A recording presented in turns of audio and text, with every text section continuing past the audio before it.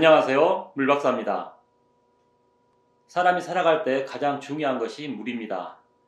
그래서 사람들은 물을 쉽게 구할 수 있는 곳에서 대부분 살게 됩니다. 하지만 물이 많은 곳에 살면서 불구하고 몸에 물이 없어 생명력을 잃고 있는 사람들이 매우 많아지고 있습니다. 몸에 물이 부족한 현상을 탈수라고 말합니다. 탈수가 일어날 때 몸에서 가장 먼저 일어나는 생리적 반응은 갈증입니다. 갈증 이외에도 체중 감소, 체온 상승, 맥박 증가, 심박출량 감소, 피부 건조, 쇼크 등도 대표적인 탈수의 증상들입니다. 체액량의 약 1%를 손실하게 되면 갈증을 느끼게 됩니다. 몸에 물을 채우라는 그런 신호겠죠. 갈증은 사전적으로 목이 말라 물을 마시고 싶은 느낌입니다. 하지만 갈증은 의학적으로 물을 마시거나 소금을 먹으라는 신호입니다. 체내 수분은 나트륨만큼만 있기 때문에 탈수가 되었다는 것은 물이 부족하거나 나트륨이 부족하다는 신호이기 때문입니다. 그런데 이러한 사실을 모르는 대부분의 사람들은 갈증이 있을 때 물만 마시게 됩니다. 체내에 나트륨이 풍부한 상태에서 물만 마셨을 때는 갈증이 해소될 수 있습니다. 하지만 체내 나트륨이 부족한 상태에서 갈증이 있다고 물만 마시게 되면 오히려 갈증이 더욱 심해집니다. 나트륨이 부족한 상태에서 물만 마시게 되면 물은 오히려 이뇨제로 작용하기 때문입니다. 그렇기 때문에 갈증을 느낄 때는 몸에서 물을 요구하는지 소금을 요구하는지를 잘 알 수 있어야 됩니다. 잠시 후에 물박사는 그러한 신호들을 잘 분석할 수 있도록 여러분들에게 설명을 하게 될 것입니다. 갈증 다음으로 탈수를 쉽게 알 수 있는 것은 체중이 감소하는 것입니다. 지방을 제거한 체중의 약 60%가 수분입니다. 탈수에 빠지게 되면 체중이 그만큼 감소한 것은 당연한 결과인 거죠. 그러므로 여러분들 중 체중이 갑자기 감소했다면 탈수를 의심해 볼 필요가 있습니다. 또한 탈수는 체온 상승의 중요한 원인 중의 하나입니다. 몸에서 생성된 열은 물에 전달되어서 체온이 일정하게 유지되게 됩니다. 그런데 탈수에 빠졌을 때는 정상적인 열이 생성되었더라도 빨리 식힐 수가 없기 때문에 체온이 상승할 가능성이 높아지는 것입니다. 물박사는 수의사로서 열이 있는 동물들을 치료할 때 가장 먼저 생리식염수를 수액하게 됩니다. 이렇게 생리식염수만 적당량 수액하게 되면 해열제를 전혀 투여하지 않아도 열이 쉽게 잡히게 됩니다. 체내 수분이 증가한 만큼 열이 잘 분산되기 때문입니다. 10여 년 전 신종플루가 유행했을 때 물박사의 세 자녀도 모두 신종플루에 감염이 되었던 것 같습니다. 비슷한 시기에 세 자녀 모두 열이 38도 이상 올라갔기 때문입니다. 물박사는 이때 어떠한 병원 치료도 하지 않았습니다. 병원에서 특별한 처방 없이 생리식염수만 1리터를 수액하게 되었습니다. 그랬더니 12시간도 지나지 않아 세 자녀 모두 체온이 정상으로 돌아왔던 경험이 있습니다.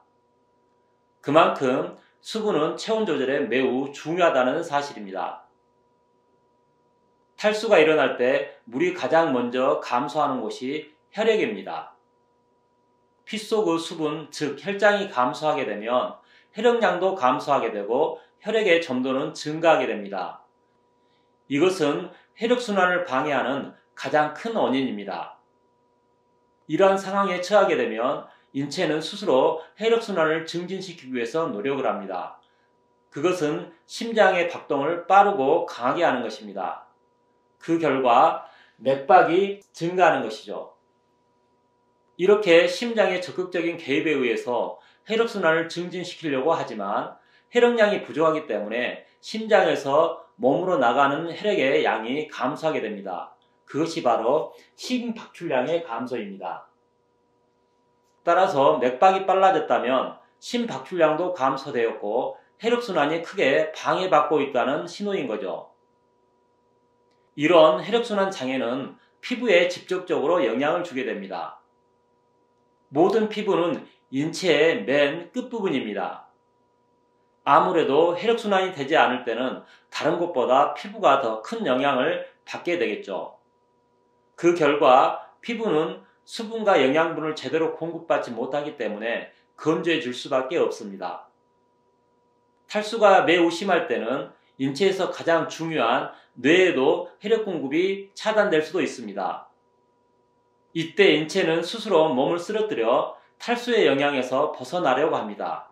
그것이 바로 쇼크입니다. 지금까지 설명드린 증상들은 모두 탈수의 대표적인 증상들입니다. 하지만 지금 설명드린 탈수의 증상들은 탈수가 신속하게 일어난 경우에 해당되는 증상들입니다.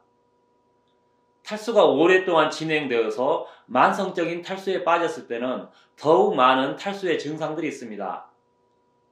그것은 모든 병의 증상과 관련이 됩니다.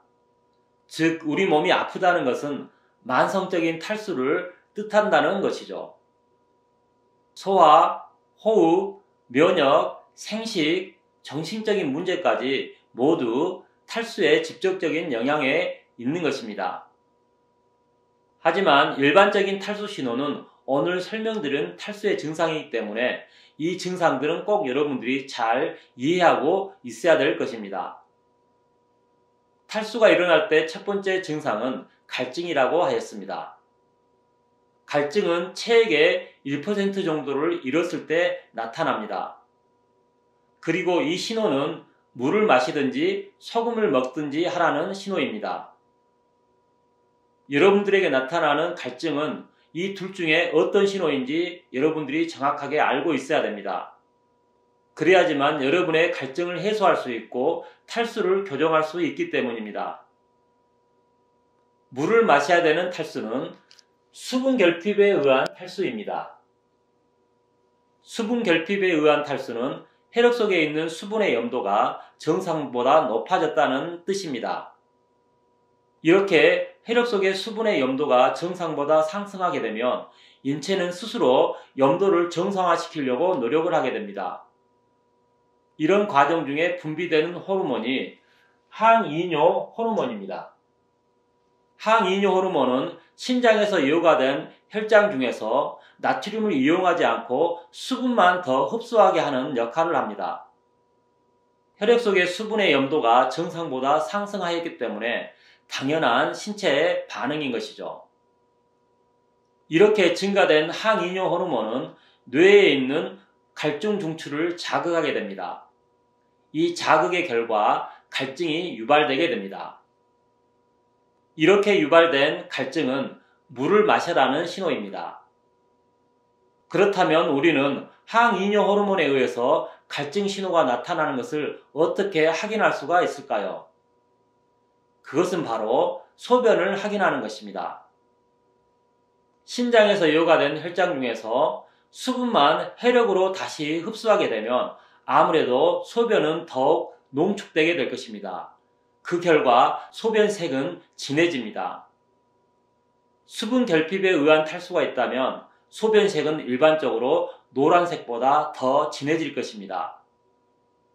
그리고 소변이 농축된 결과 소변의 양은 감소하게 될 것이고 소변의 배뇨 횟수는 감소하게 될 것입니다. 수분 결핍에 의한 탈수에 빠지게 되면 보통 하루에 5회 미만의 소변을 보게 될 것입니다. 보통 하루 배뇨 횟수가 5회 미만이라면 여러분들은 수분 결핍에 의한 탈수에 빠져 있을 가능성이 높습니다. 다시 한번 요약하면 수분 결핍에 의한 탈수는 진한 소변을 보거나 배뇨 횟수와 배뇨량이 감소한다는 사실입니다. 이때는 물만 잘 마셔주면 탈수가 쉽게 교정이 되게 됩니다. 수분 결핍에 의한 탈수와는 반대로 염분 결핍에 의한 탈수도 있습니다. 체내 수분은 나트륨만큼만 있다는 생리적 사실을 잘 기억하면 탈수가 나트륨의 부족에 의해서도 나타날 수 있다는 것을 우리는 생각해 볼 수가 있습니다. 체내에 나트륨이 부족하게 되면 세포 유액량도 감소하게 됩니다. 몸은 이러한 사실을 인지하게 되면 뇌닌, 안지오텐신, 알도스테론이라는 호르몬을 분비하게 됩니다. 이러한 시스템은 RAAS라고 말합니다. 이것은 나트륨이 부족할 때 나트륨을 확보하기 위한 생리적인 반응입니다. 이들 호르몬 중 알도스테론은 신장에서 이어가된 혈장 중에서 나트륨을 혈액 속으로 더 흡수하게 하고 그에 따라 물까지 흡수하여서 탈수를 교정하게 됩니다. 그리고 이들 호르몬도 갈증 중추를 자극하여서 갈증을 유발하게 됩니다. 이렇게 RAAS에 의해서 유발된 갈증은 소금을 더 먹으라는 신호입니다. 그런데 사람들은 이러한 사실을 전혀 알지 못합니다. 예를 들면 땀을 많이 흘리게 되면 많은 양의 염분을 잃게 됩니다. 이때는 당연히 염분과 수분을 동시에 공급해야 될 것입니다. 그런데 대부분의 사람들은 땀을 많이 흘리고 난 후에 생기는 갈증조차도 물만 마시게 됩니다. 이렇게 체내 염도가 낮아진 상태에서 물만 더 마시게 되면 오히려 갈증은 더욱 심해지고 체내 수분은 더욱 고갈된다는 사실을 명심해야 됩니다. 그런데 현대의학계에서는 대부분의 의사들이 소금을 제한하면서 물을 의도적으로 마시게 합니다. 이런 상황은 현재 많은 사람들이 염분 결핍에 시달리게 하는 가장 큰 이유가 됩니다. 여러분들은 상식적으로 아셔야 됩니다. 소금을 적게 섭취한다면 물도 그만큼 줄여야 되는 것입니다. 반대로 물을 충분히 마시고자 한다면 먼저 소금을 그만큼 더 먹어야 된다는 것입니다. 이것을 제대로 알지 못하고 또는 망각하고 여러분들이 소금을 제한하면서 물을 억지로 마신다면 여러분들은 갈수록 체내 수분이 고갈되어서 탈수에 따른 만성적인 질병에 시달리게 될 것입니다. 병을 원하신다면 소금을 제한하면서 물을 많이 마시기 바랍니다. 그 결과 여러분들은 기대와 같이 반드시 병들게 될 것입니다. 그렇다면 염분 결핍에 의한 탈수는 우리가 어떻게 확인할 수 있을까요? 이것도 수분 결핍에 의한 탈수와 마찬가지로 소변을 확인하는 것입니다.